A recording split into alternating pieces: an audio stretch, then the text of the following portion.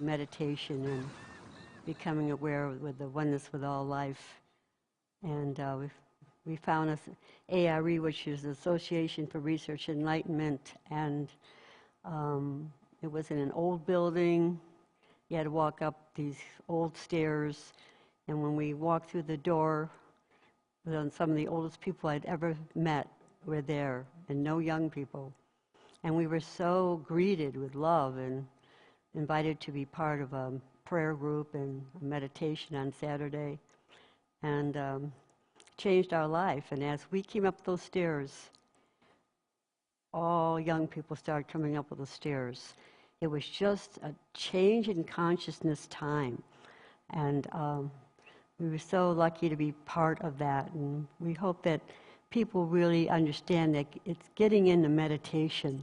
If you do that every day, your whole life will become focused on what you're supposed to be doing this lifetime on the planet. Praying is wonderful, but it's not the food that you get from meditating.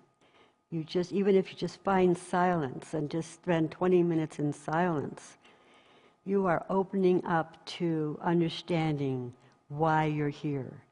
So that's why we've done a meditation ever since we gotten into what I call the work, which is getting on the spiritual path.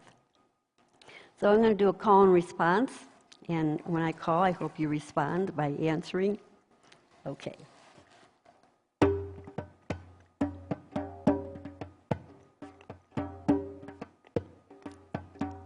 O sacred Mother,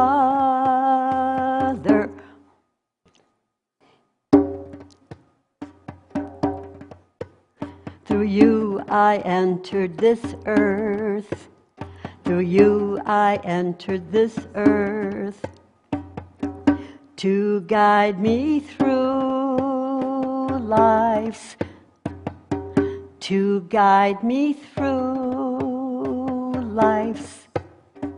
lessons I must learn,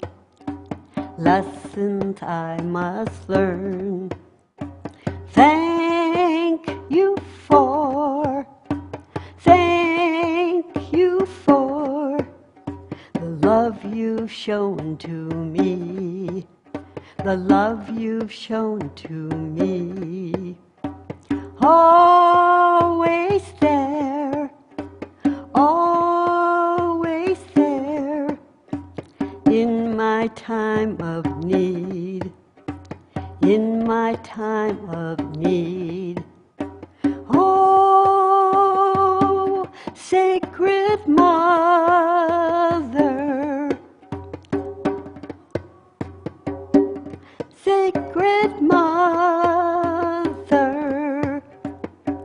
oh, sacred Mother, oh, you showed me love divine. To keep God's presence,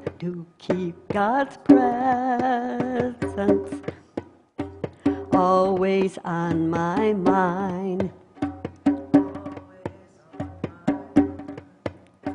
Thank you for the love you've shown to me. Always there, in my time of need. Oh, sacred Mother,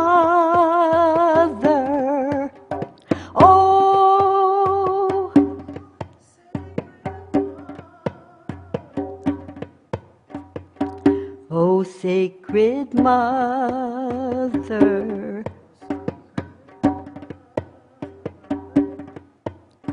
your belief in me gave me the strength to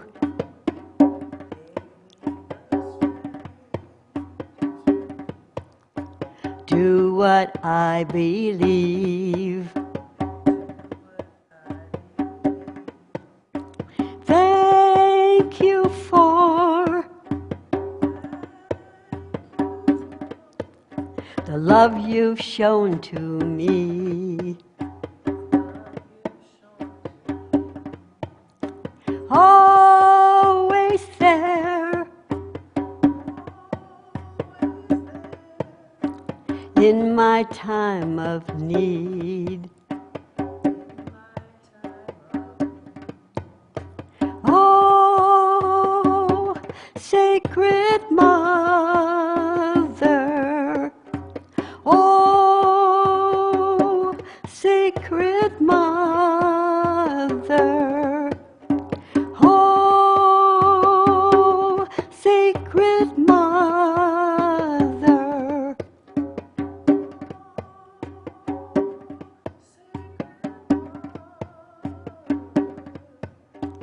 Aya, aya, aya, aya, aya, aya, aya, aya, ho!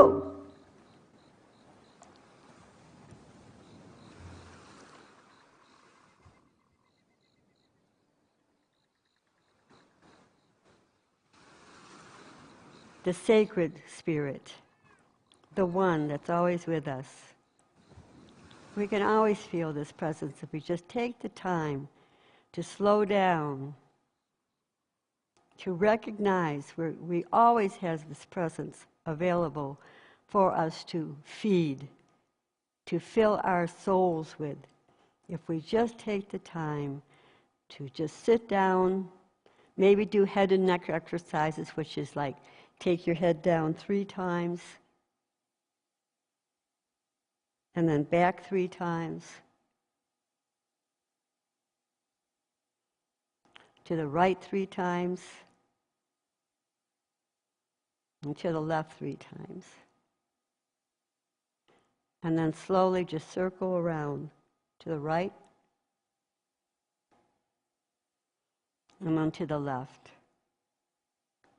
If you do this before you meditate, it helps open up and lets that spirit come in, and it will bring healing to you.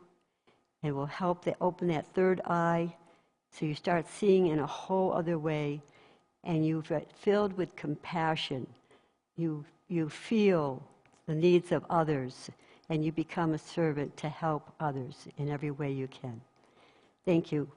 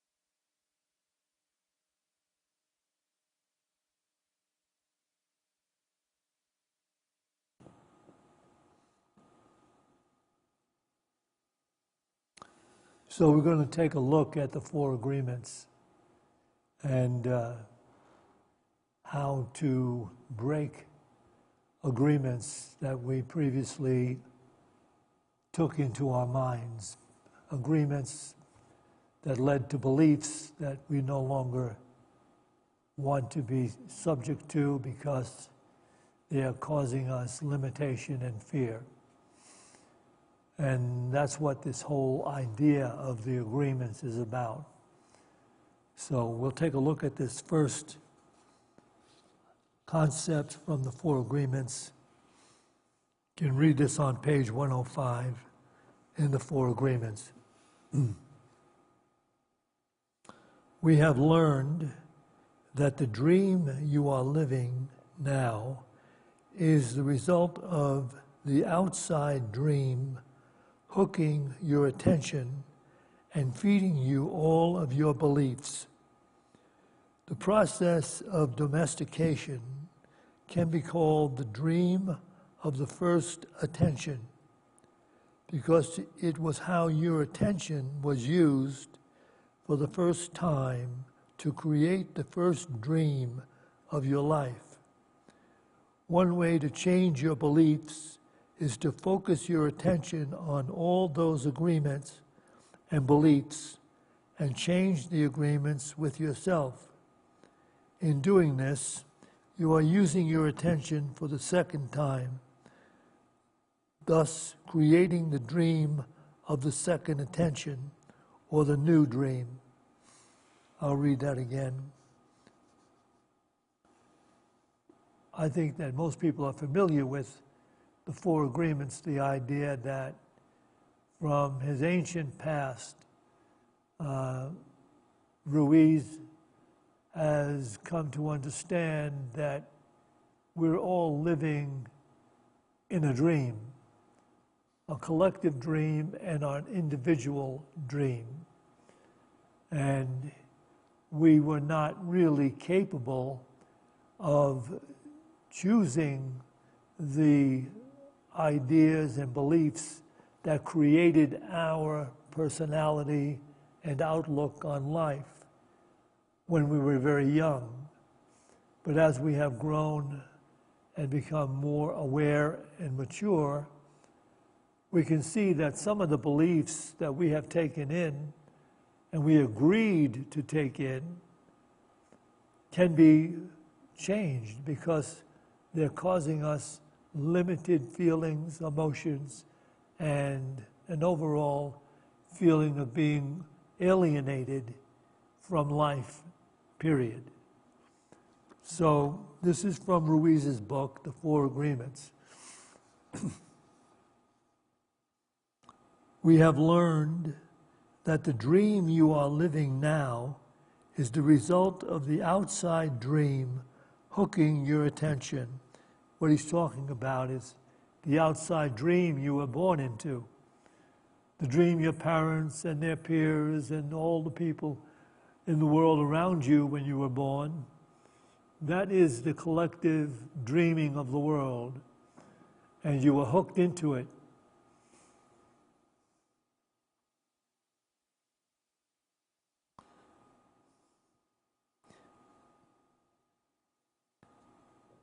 The process of domestication can be called the dream of the first attention because it was how your attention was used for the first time to create the first dream of your life.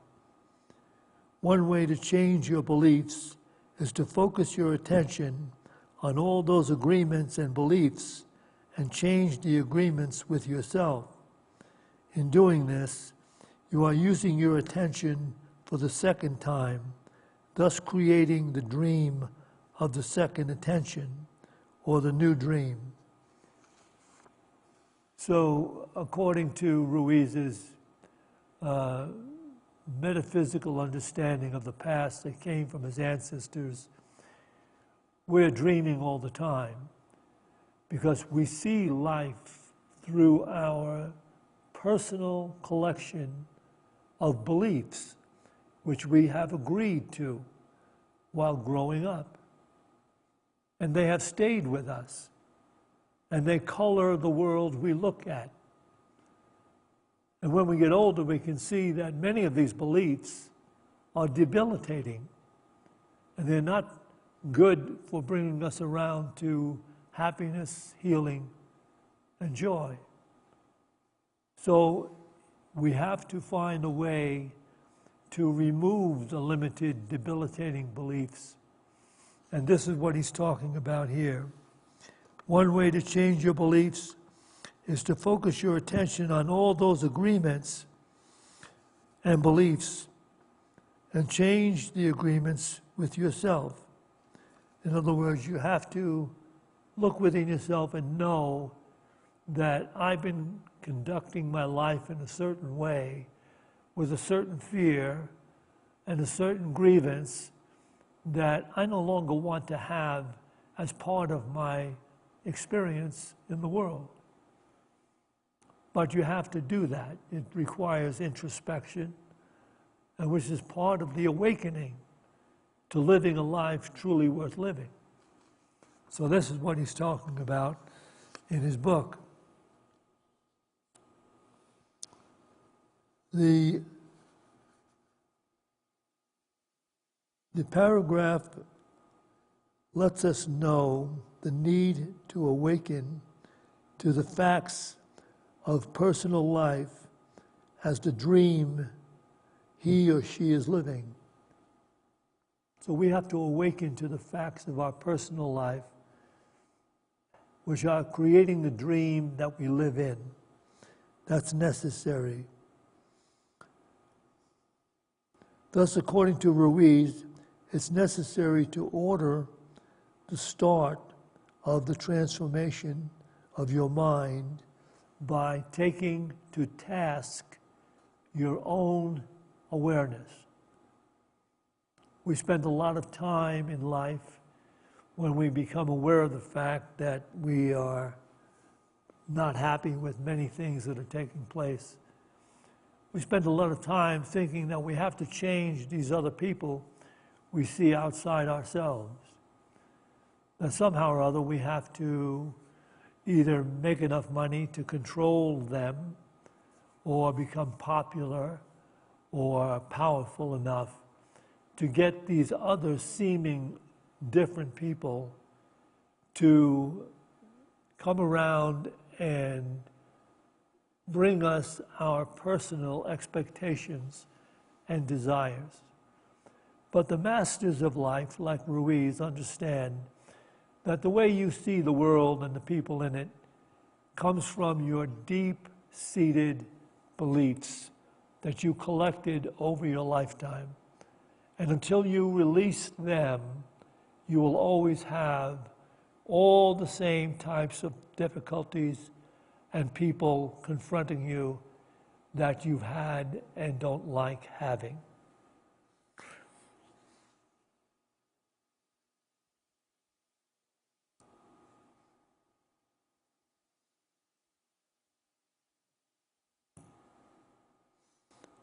Well, this next idea from Ruiz is a really interesting one. It tells us to look at the Bible because even 2,000 years ago, Paul the Apostle spoke about changing our awareness in the same way that the dream of the Four Agreements is trying to get us to change our way of believing. This is from the book of Romans in the Bible, chapter 12, verse 2. Do not be conformed to this world, but be transformed by the renewal of your mind, that you may prove what is the will of God, what is good and acceptable and perfect. So this is the Apostle Paul in the book of the Romans, chapter 12. Do not be conformed to this world, but be transformed by the renewal of your mind, that you may prove what is the will of God, what is good and acceptable and perfect.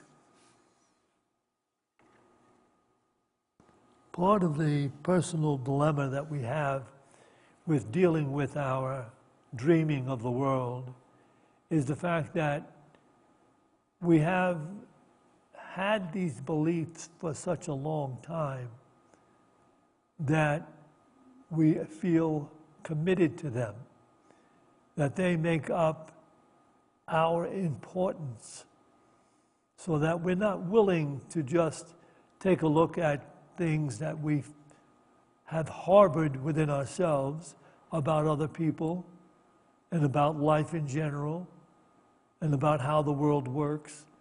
We're not want to do that because of the fact that our limited beliefs as well as our positive beliefs are important to us, because we've lived with them and we seem to think they make us right, that they make us feel like we're separate objective observers in a world of separate others, in a world of separate phenomena. That's not true. The masters down through the ages have actually explained to us in the best possible ways that they can that it is not true that we are separate body minds capable of objective observance and making choices from that objective point of view that will correct the conditions that we see need to be corrected in our world. That's a totally erroneous concept that goes with the limited life. We have to come to an understanding that there isn't those people out there that we need to get to. It is our own belief system within that we have to get to and purify. And then when we do that, we'll begin to see how it affects all these other seeming others, because all minds are in some way interconnected. There is an ongoing interconnected experience that is called oneness. And when we come to that understanding, we can see how it's necessary for us to keep our mind operating in a positive, caring, forgiving, considerate, loving way. And then life will turn to bless us, heal us, prosper us, and lift us in this dimension of living to a life truly worth living. So, but we have become willing slaves to some of these limited beliefs. I'll give you an example from Jared Jampolsky in his book, Love is Letting Go of Fear. He gives an example of how he always had limited feelings, concerns, and beliefs about car salesmen. Whenever he went to buy a car, he held this whole idea that car salesmen mostly are devious characters who are trying to get you to buy an automobile, and in many cases they'll be fudging the truth about that automobile to get you to purchase. And so he always held these beliefs about car dealerships and car dealers and salesmen as being of a negative class. And in his early days, when he was going about buying a car, he thought he saw all of these things being clearly defined by his experience. But then when he got into the Course in Miracles, which is telling him that the ideas and beliefs you hold are creating the outer experiences you're having. When he got into that, he decided to change his outlook, to change his attitude toward car salesmen. And this is an interesting thing that everybody who finally gets on the spiritual journey seriously discovers. When he went to buy a car and then said, no, I'm not, this is just another human being who is doing a job that he believes in. And I'm going there in sincerity to meet someone who is sincerely doing the best to relate to me the conditions and circumstances necessary to buy the car that would be really good for me. And he held this idea, and he was blown away by the attitudes that he met with the salesman in this car dealership. The salesman went out of his way to try to help Gerald Jampolsky understand the conditions of the car and what the best thing to do and what the price was and how it could be dealt with and paid for, et cetera, et cetera, et cetera. And then he realized from direct experience that that which we deeply believe creates our relationships with everything.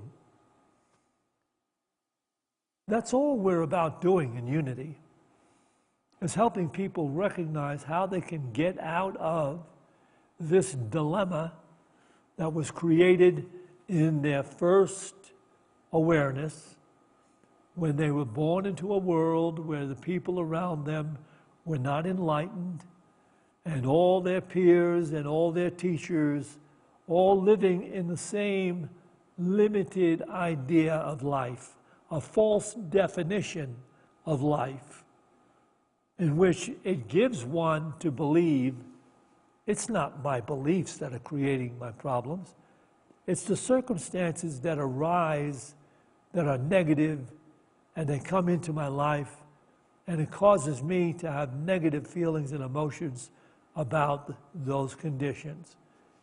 That's not the truth.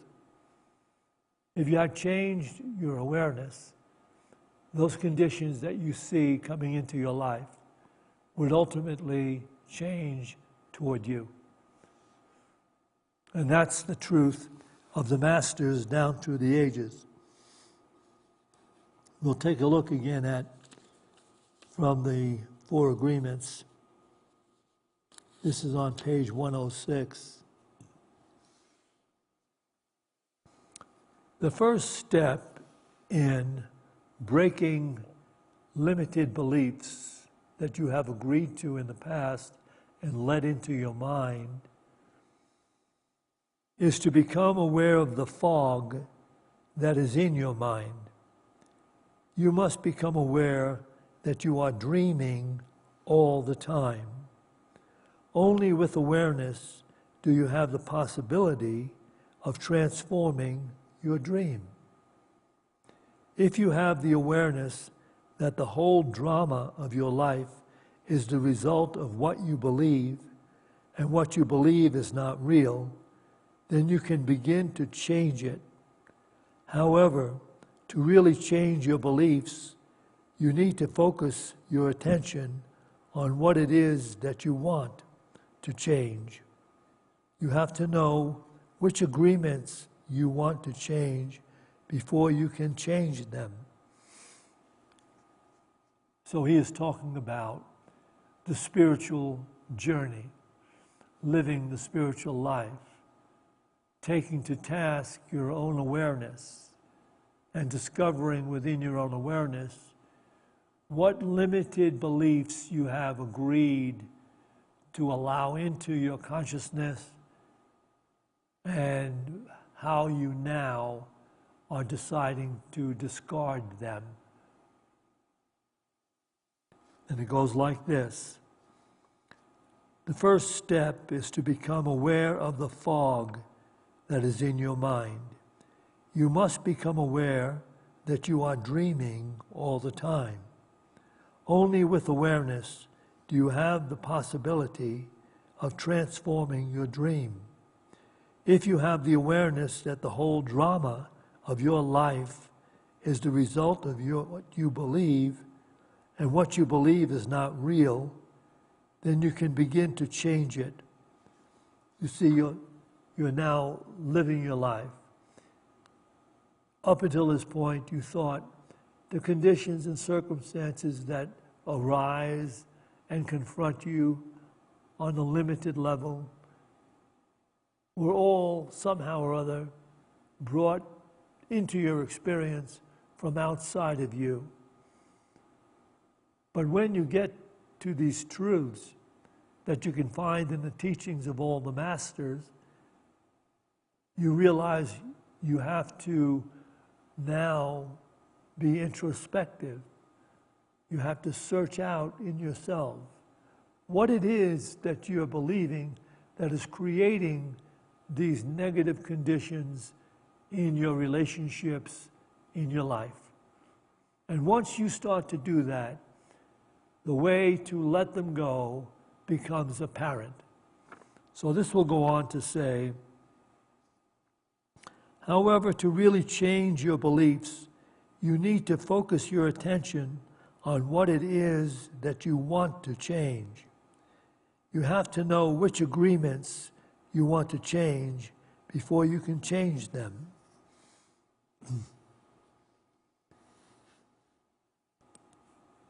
This belief of changing your beliefs is the beginning of entering the enlightened state of consciousness. This enlightened state of consciousness is what the masters down through the ages are always attempting to get us to understand. How to find a life that we will agree with and enjoy and have peace of mind and a feeling of well-being all the time.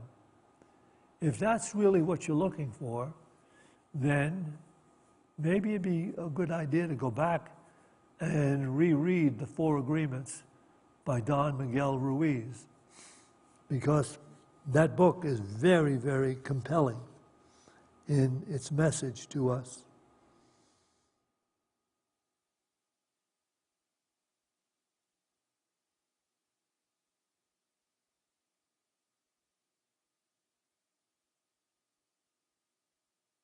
Okay, so he's deliberately saying in his book, The Four Agreements, that it's necessary for one to get involved in this transformation to a new life by taking an inventory of your present state of mind.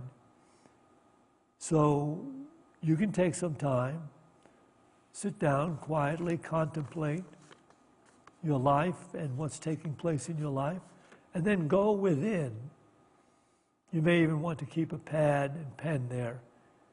So as you go within and you recognize there are some things that you're holding, just the way Jim Polsky realized. He was holding a negative outlook and image of car salesmen. And he decided, well, I don't want to do that anymore. I'd rather have a harmonious, considerate, truthful relationship with car salesmen. As a matter of fact, Jim Polsky became a consultant to one of the largest car companies in the country, so that he could be an instrument for helping car salesmen enter into this higher state of awareness, so that they would not only be healing their own personal outlook on life, they would be improving their sales with people. You see how that works? Because on a true level, we are all interconnected. And the good feelings we are holding about anyone are picked up and felt and cause a response of good feelings to come back to us. And so we see how we grow in consciousness by holding better and better, more beautiful, considerate beliefs. So this is from his book. The Toltecs, which is the name of his ancestors, it was the Toltec tribes, and they're the ones that created this whole understanding. They looked into it and researched it and discovered it, this whole understanding about how mind works in life. So now he's speaking about the Toltecs, called this the art of transformation and its whole mastery. You achieve the mastery of transformation by changing the fear-based beliefs that make you suffer and reprogramming your mind in your own way. One of the ways to do this is to explore and adopt alternative beliefs such as the Four Agreements share. The Toltecs, the ancestors of Don Miguel Ruiz, ancient ancestors, by the way, and it's a very beautiful and interesting story about how the Toltecs found their way into discovering the way life actually works. The Toltecs called this the art of transformation, and it's a whole mastery. You achieve the mastery of transformation by changing the fear-based agreements that make you suffer and reprogramming your own mind in your own way. One of the ways to do this is to explore and adopt alternative beliefs such as the Four Agreements.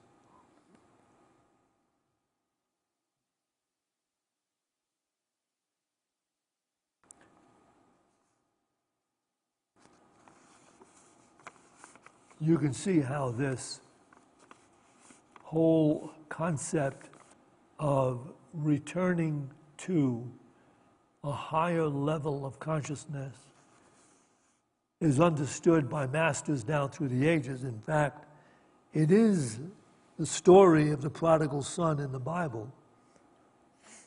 The prodigal son leaves the consciousness of the father, his family, and his estate, and wants his own personal inheritance. And then he travels to a far distant country. So he takes his inheritance, travels to a far distant country. It's all a very deep metaphysical concept. You leave the consciousness of divine awareness and come into the personal experience of life. And as the prodigal son went into this far distant country, he started to suffer and did not have enough to eat and became destitute. And he thought to himself, my father, whose estate is so grand, had their servants eat and do better than I am doing here in this country. And so he decides to return to the father. But before he even can get to the father comes out to greet him, hugs him, gives him a beautiful robe and puts a ring on his finger and calls for a celebration that his son who was dead has now returned to life. It's the same story being shared by the masters in many different ways. And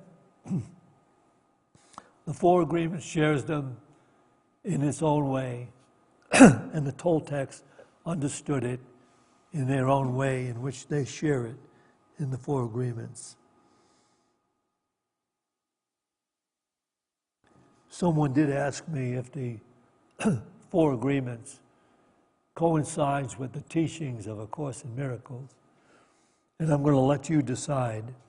as I read you this particular passage from A Course in Miracles. This is from the Course in Miracles workbook, page 236, paragraphs 1 and 2. What keeps the world in chains but your beliefs?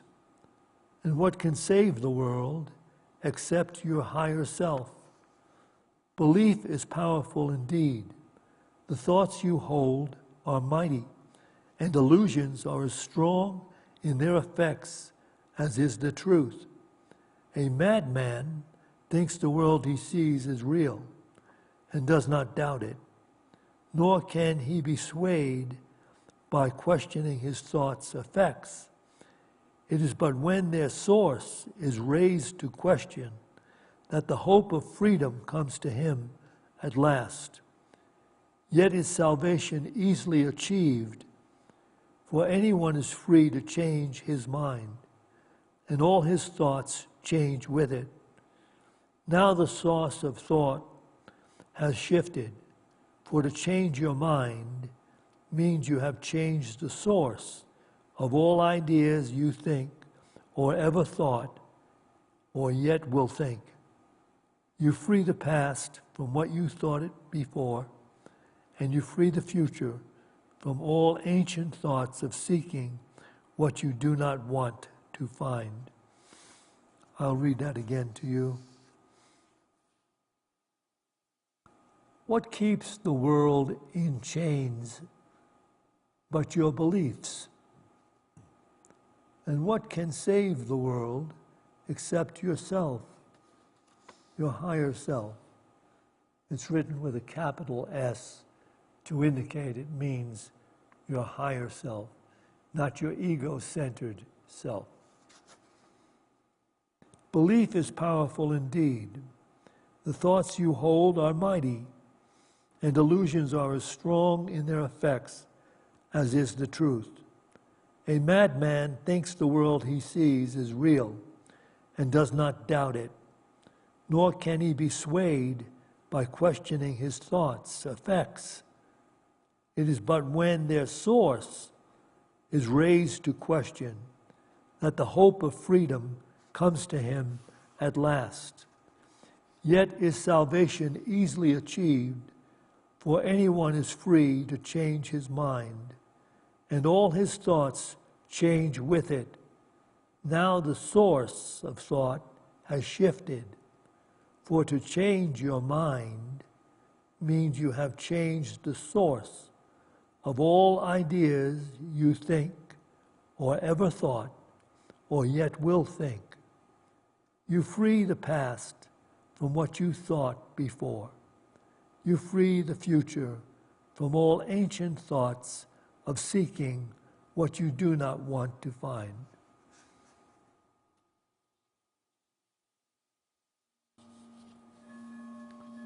We'll take a few minutes for meditation together. You can begin by taking a couple of deep breaths. As you release your breath, release any particular concerns that you may be harboring.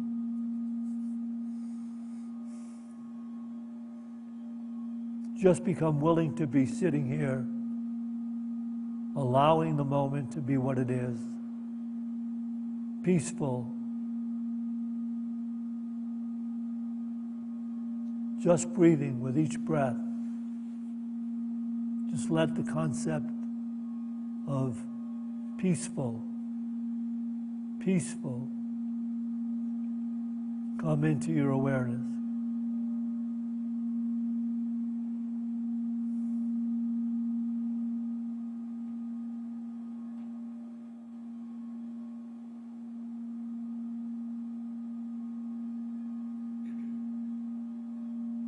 And you help open yourself to your divine nature by holding a mantra or by practicing meditation by counting your breath. But this evening we will hold an ideal, a mantra that will help us open the mind to the reality of our interconnectedness with everyone and everything.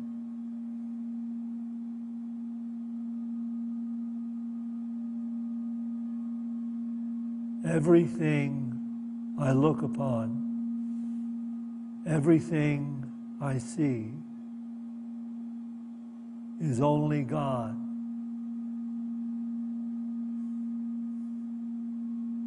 Waiting for me.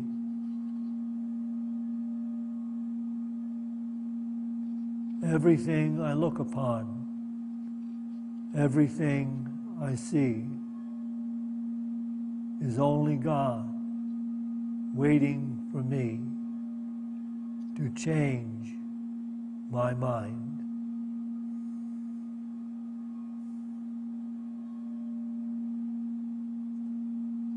Everything I look upon, everything I see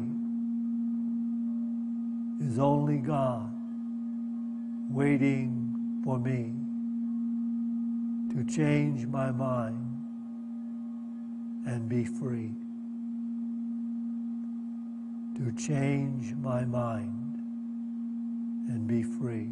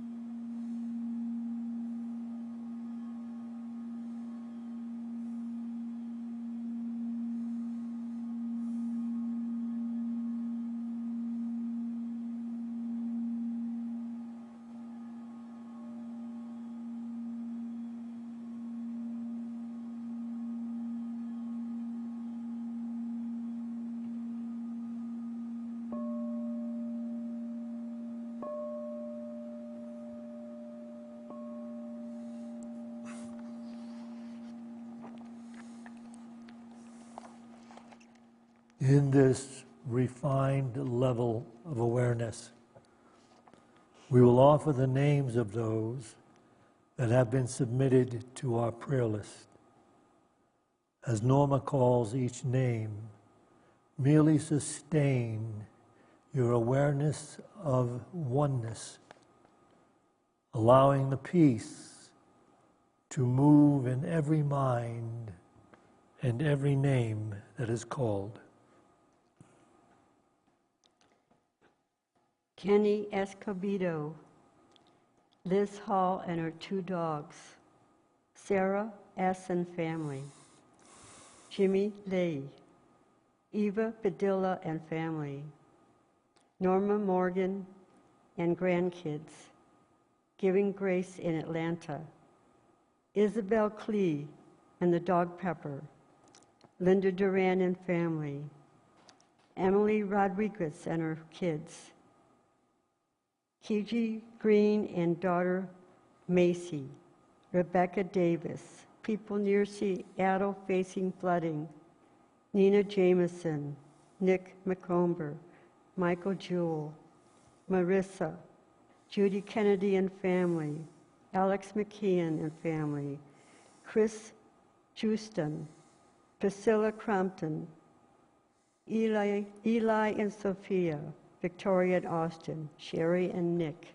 Rick and family, Dave and family, John and family, Grant Lancaster, Catherine, Gary, Joe, Kevin, Paul, Sherry and Davian, Barry, Stanley, Joey, Glenn, Steve, artists, public servants, musicians, Wang Nim, Jeannie, Tiffany, Teresa and Bob, Kate, Stacy, Serena Benson, Earl Benson, Robert Myers, Margaret Izzy and family, Tom and Judy, Jay and Shelby, Faye Russell, Cornelia, Carolyn, Alice, Brock, Jesse, Kevin Blau, Rob Reiner's family and friends, Ben L., Kyle, Joanne, Nancy, Dan Adam, Aja May, Jennifer Alien, Johnny and Tristan, Holly and family, Amy Howie, Alice and Rodney Howie, Jake Thomas, refugees, migrants, immigrants, women, friends and family, Elko, Trudy, Michael, Michelle, Liz, Lisa, Ruth, Sal, Celeste, Nick, Peter John McKinney, Vanessa, David, Katz, Cloud and Otis and Mom, Ian and Noah Howe, Anna, Chris, Megan and Christina Pacheco, Carl, Wilma Gomez. Minorities, LGBTQ community, clients, Jewish community, David, poor in spirit, poor in finances, mothers and fathers, David M. Narenjo, Layla and Phyllis Narenjo, Sandy Spahn, Dan Spahn, Diane Spahn, Lori Martell, Pat Johnson, Cynthia Oken, Marcia Elwood, Diane Vendokis, Louis Jordan and sister, Marcia and Bruce Jordan. And you can call out a name at this time if you would like to do so. D. Matthew and family, S. Casey and family, S. Daniel and family. We see this healing light surrounding the prayer box, and all the people that have been named since for the last few months, we see them healed physically, mentally, and spiritually. Let us take a moment to embrace the new heaven in earth which comes about through the expansion of consciousness in the awareness of all the people sharing this planet with us. And we see this consciousness rising in everyone sharing this Boulder community with us. And we acknowledge that this consciousness divine is rising in the awareness of everyone sharing the state of Colorado with us. And this pristine divine consciousness rising in the awareness of everyone sharing these United States of America with us. And we see this consciousness divine spreading to every nation, every country, every religion throughout the world. We see it establishing harmony, healing, and peace in the lives and experiences of human beings. As we pray, the light of God surrounds us. The love of God enfolds us. The power of God protects us. The presence of God watches over us. Wherever we are, God is, and God is love. To this we say, Amen.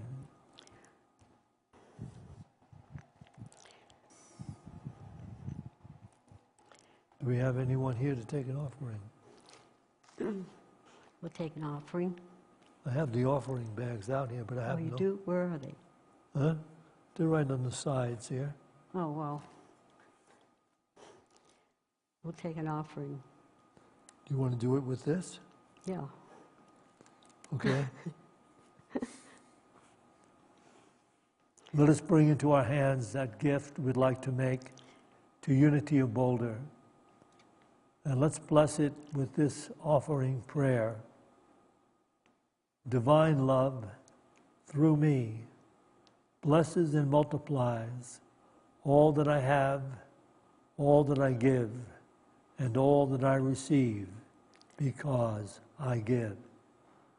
And so it is.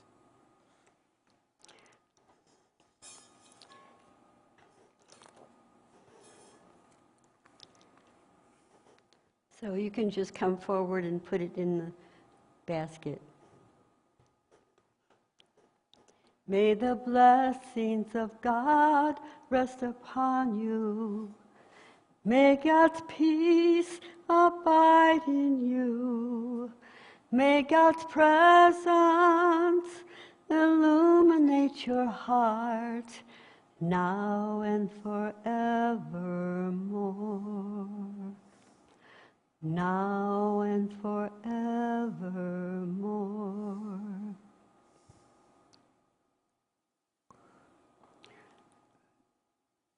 You are all invited to stay and chat if you so decide.